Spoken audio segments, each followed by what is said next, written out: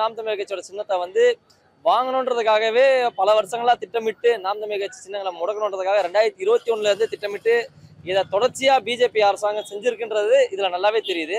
ஏன்னா சின்னம் ஒதுக்கியிருக்காங்க. ஒரு சின்னன்றது வந்து ஏதோ லாட்ரி சீட்டு கொடுக்குற மாதிரி யாருக்கு உழுதோ அப்படின்ற மாதிரியும், இல்லை வந்து இந்த ட்ரெயின்ல தக்கல் டிக்கெட் புக் பண்ணா யார் முதல்ல வந்து புக் பண்றீங்களோ அவங்களுக்கு தான் சின்னன்ற மாதிரியும் ஒரு நடைமுறையை வச்சு அதன் அடிப்படையில இந்த அறிவிப்பு வெளியிட்ட 4 நிமிஷத்துல வந்து அந்த கட்சிக்கு வந்து இந்த விவசாய சின்னம் வந்து ஒதுக்கப்பட்டிருக்கு.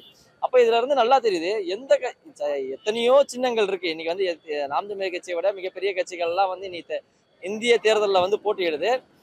அப்படி இருக்கும்போது நாம் தமிழர் கட்சியோட அந்த விவசாய சின்னத்துக்கு மட்டும் 17 கட்சிகள் வந்து எங்களுக்கு விவசாய சின்னம் வேணும்னு சொல்லி கேட்டு அப்ளை பண்ணி அதுல ஒரு கட்சிக்கு வந்து இன்னைக்கு வழங்கியிருக்காங்க. ஆனா இதுக்கு முன்னாடி பயன்படுத்திக்கிட்டு இருக்க இந்த சின்னத்தை வந்து தொடர்ச்சியாக தேர்தலில் பயன்படுத்திட்டு இருக்க இந்த நாம் தமிழர் கட்சியை கலந்து ஆலோசிக்காம தேர்தல் ஆணையத்தோட அதிகாரிகள் யாரோடைய ஒரு தவறுனால இது நடந்திருக்கே தவிர இது ஒட்டுமொத்தமா தேர்தல் ஆணையத்தை தவறுன்னு நம்ம சொல்ல முடியாது. நாம் தமிழர் கட்சி சட்ட ரீதியான போராட்டங்களை முன்னெடுத்திருக்கு. கண்டிப்பா தேர்தல் ஆணையத்திலையும் வந்து நல்ல மனிதர்கள், இந்திய தேர்தல் வந்து ஒழுங்கா நடக்கணும்னு நினைக்கிற நல்ல அதிகாரிகள் இருப்பாங்க. அவங்களோட காதுக்கு நாம் தமிழர் கட்சியின் கோரிக்கைகள், அவங்க மனசாட்சியே நாம் தமிழர் கட்சியோட எண்ணங்கள் தட்டுன்றதுல நாம் தமிழர் கட்சி தம்பிகள் வந்து உறுதியா இருக்கும். நிச்சயமா இந்த தேர்தலில் நாம் தமிழர் கட்சி விவசாய சின்னத்தான் போட்டி போடும். அப்படி சின்னம் கிடைக்காட்டினாலும் தம்பிகளுக்கு அது வந்து எங்களுக்கு ஒன்றும் பெருசு கிடையாது. நாங்க வந்து சின்னத்தை நம்பி தேர்தலில் போட்டியிடுறவங்க கிடையாதுன்றத வந்து எதிரிகள் வந்து எங்களை தப்பா கணிச்சு வச்சிருக்காங்க. சின்னத்தை முறைக்கு தான் நாம் தமிழர் கட்சி தம்பிகள் முறைவானே. நீங்க முறைக்க வேண்டியது நீங்க என்னத்தான தவிர சின்னத்தை கிடையாது.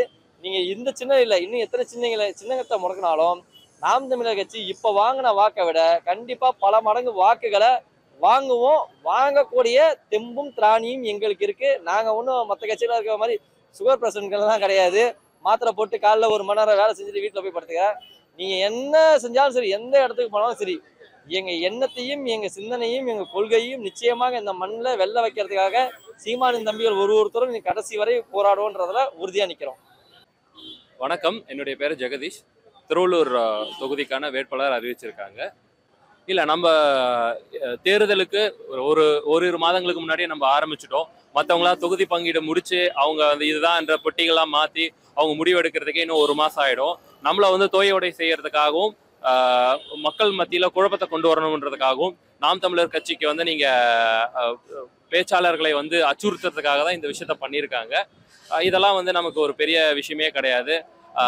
எப்பவுமே சொல்லுவாங்க சட்டம் வலிமையானதுன்ட்டு. சட்ட போராட்டத்தின் வழியாக நம்மளுடைய உரிமைகளை நம்ம கண்டிப்பா மீட்டெடுப்போம். கண்டிப்பா ஓரிரு வாரங்கள்ல நமக்கான சின்னத்தை சட்ட போராட்டத்தின் பின்னால நம்மளால அது கண்டிப்பா நமக்கு வந்து சேர்ந்துரும். அப்படி வராத பட்சத்தில் கூட நமக்கு வந்து காசு கொடுத்து தான் வேலை பார்க்கணுன்ற ஐடி விங் கிடையாது. 2 நாள்ல நம்ம கிட்ட இருக்கக்கூடிய தகவல் தொழில்நுட்ப பாசறையும் அதற்காக தினமும் உழைக்கக்கூடிய உறுப்பினர்களும் 2 நாள்ல இந்த சின்னத்தை புதிய சின்னம் கொடுத்தாலும் கூட அந்த சின்னத்தை கொண்டு போய் சேர்த்துருவாங்க. அண்ணன் வந்து இந்த கலந்தாய்வுல உறுதியா சொல்லியிருக்காரு, சின்னம் வந்து கண்டிப்பா. இது அரசியல் பின்னணின்றதை விட இருக்கிற உண்மையை சொல்லணும் போனா நாங்க வரோம் அப்படின்றத கட்சி வந்து எல்லாரும் மனசுலயும் ஆழமா பதிய ஆரம்பிச்சிருச்சு. ஸோ இப்போ அந்த கட்சியோட ஆழமா பதிய ஆரம்பிச்சிருன்னு இதை நீக்கினா எங்களுக்கு ஒரு ஓட்டு சதவீத விழுக்காடு குறையும் நினைக்கிறாங்க. பட் ஆனால் நாங்கள் எல்லாருமே வந்து இங்கே இணைஞ்சிருக்கிற அண்ணன் சகோதரிகள் எல்லாருமே பார்த்தீங்கன்னா நாங்கள் உணர்வுபூர்வமாக வந்திருக்கோம். ஸோ இது மக்களுக்கும் தெரிய ஆரம்பிச்சிடுச்சு. இதனால எங்களுக்கு பெருசாக எந்த பாதிப்பும் வராதுன்னு நான் ஆமாங்க. என்ஐஏ சோதனை எந்த ஒரு முகாந்திரம் இல்லாமல் வந்து நாம் நிர்வாகிகள் வந்து என்ஐஏ சோதனை நடத்தினாங்க.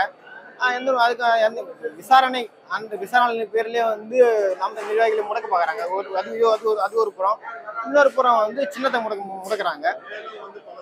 தேச தலைவர் சொன்ன விளையாடுபடி இவ்வளவு பெரிய சவால்கள் வந்தாலும் அதை வந்து முறியடிச்சுட்டு நாங்கள் இந்த களத்துல வென்று காட்டுவோம்.